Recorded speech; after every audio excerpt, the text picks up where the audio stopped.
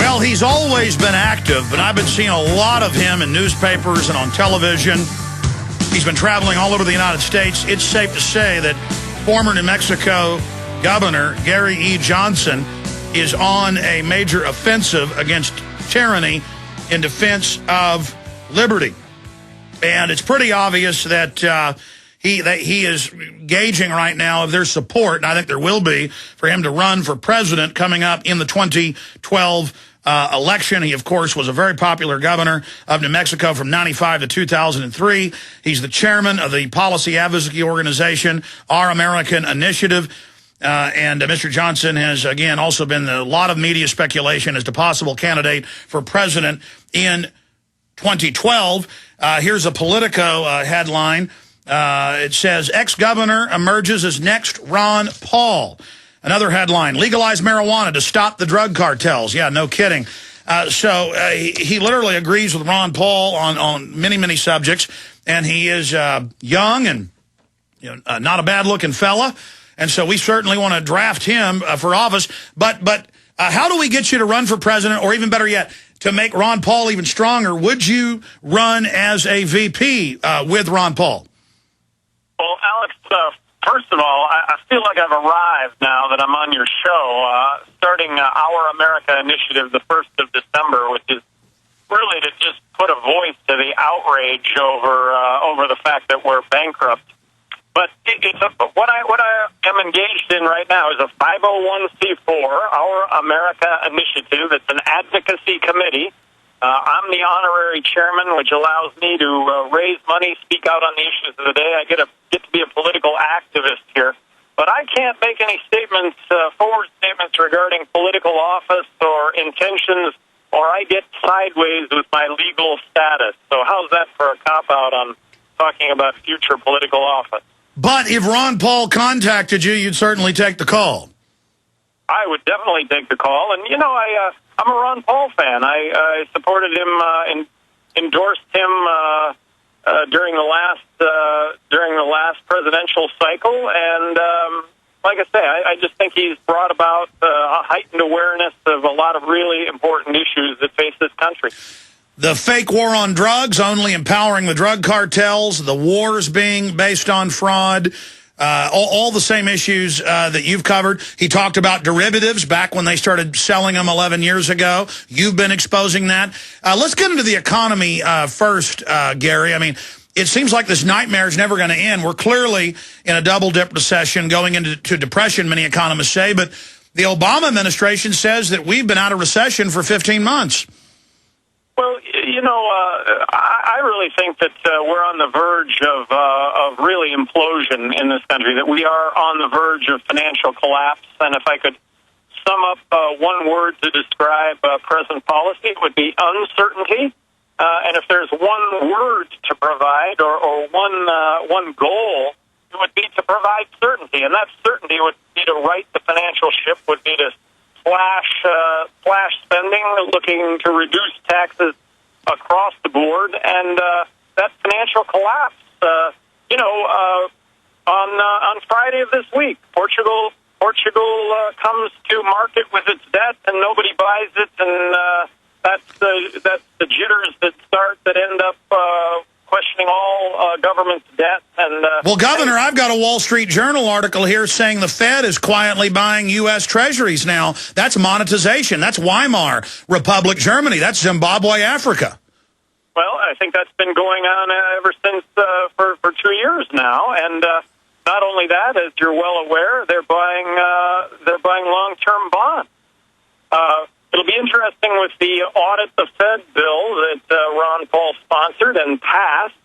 I am not privy to what the details of that bill are, but it'll be interesting to see just to what extent the Federal Reserve is doing this. Imagine Bernie Madoff being able to print his own money. That's what we got here. You're up in Fort Worth right now. You just gave a speech, didn't you? I did. Republican women here in Fort Worth.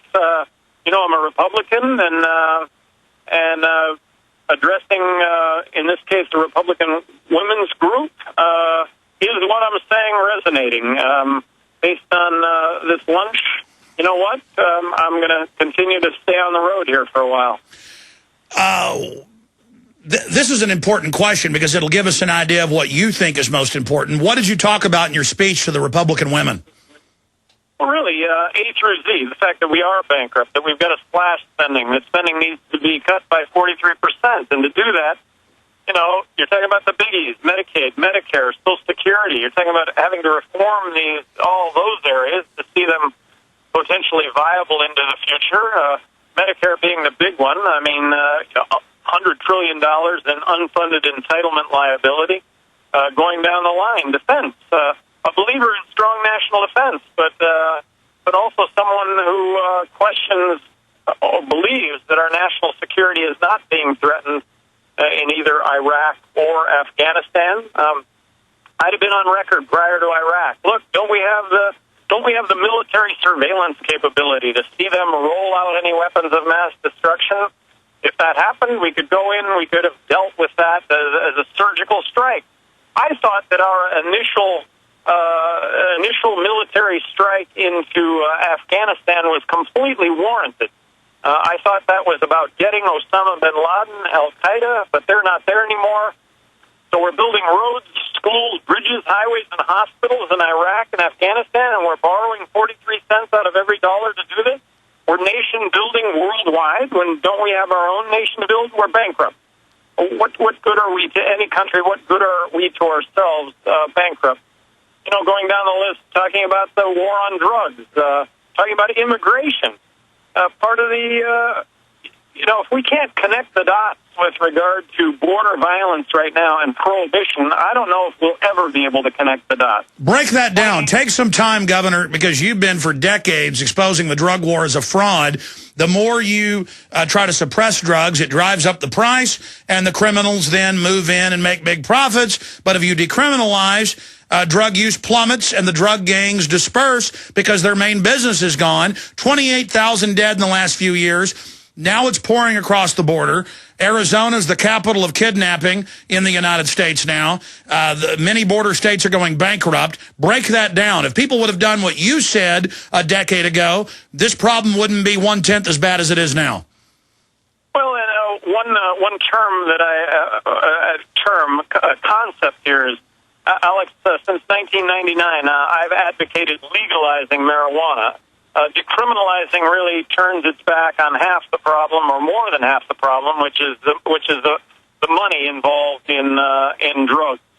In this case, marijuana. And you're right, the 28,000 border deaths.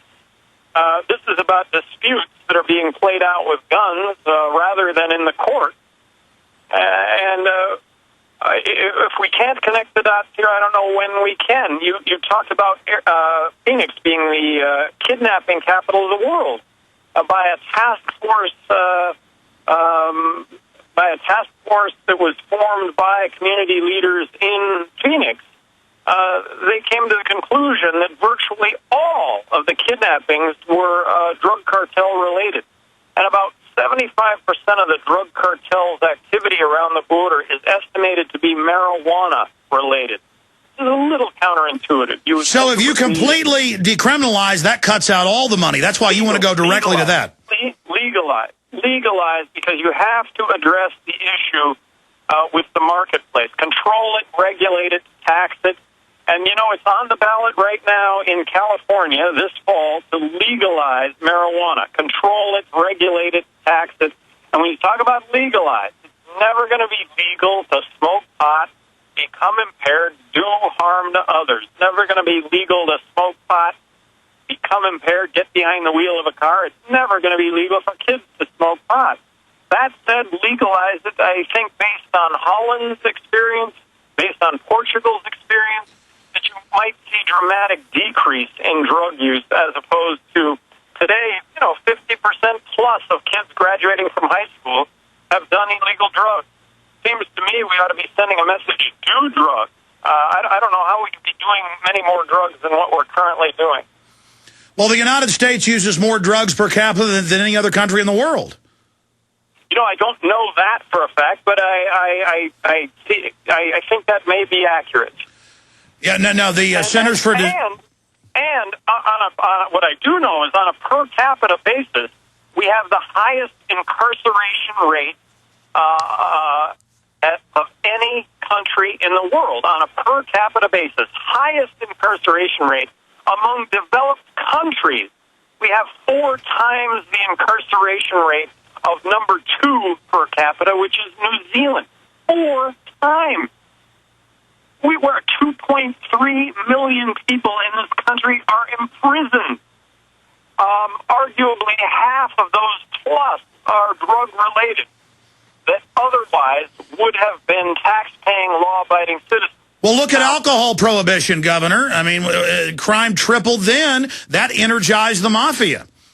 Connect the dots. Here we are at a point in history where we're going to connect the dots and really, I think, bring about rational drug policy because, you know, give it the fiscal analysis here. Half of what we spend on law enforcement, half of what we spend on the court, half of what we spend on the prisons is drug-related.